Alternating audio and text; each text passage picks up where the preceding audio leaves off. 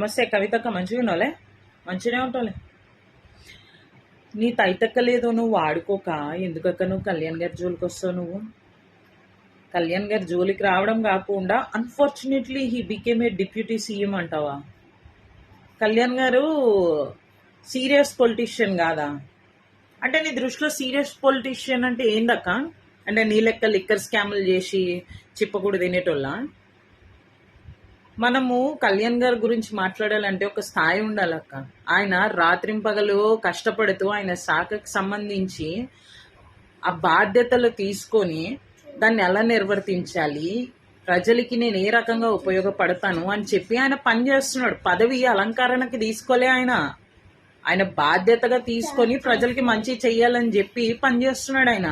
నువ్వు వచ్చి serious politician కదా, అయ్యా మర్చిపోయినా, నువ్వు సీరియస్ పొలిటీషియన్ అంటే లిక్కర్ స్కామ్లు నీ లెక్క చేయాలని ఆయనకు అస్సలు తెలియదు అక్క. ఆయన ఎంతసేపు నీతి నిజాయితీ అని చెప్పి ఆయన ఆ వేలో ఉంటాడు.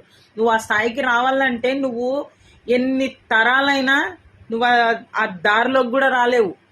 ముందు జర తగ్గు. నువ్వు కళ్యాణ్ గారి గురించి మాట్లాడేటప్పుడు జర తగ్గి మాట్లాడక, అర్థమవుతుందా? నీ భవిష్యత్ ఏందో నీకే వదిలేస్తున్నా. నువ్వు కళ్యాణ్ గారి జోలికి వస్తే కళ్యాణ్ గారి గురించి మాట్లాడాలంటే ఒక స్థాయి ఉండాలి. ఆయన స్థాయి, ఆయన స్థానం వేరు. అర్థమవుతుందా?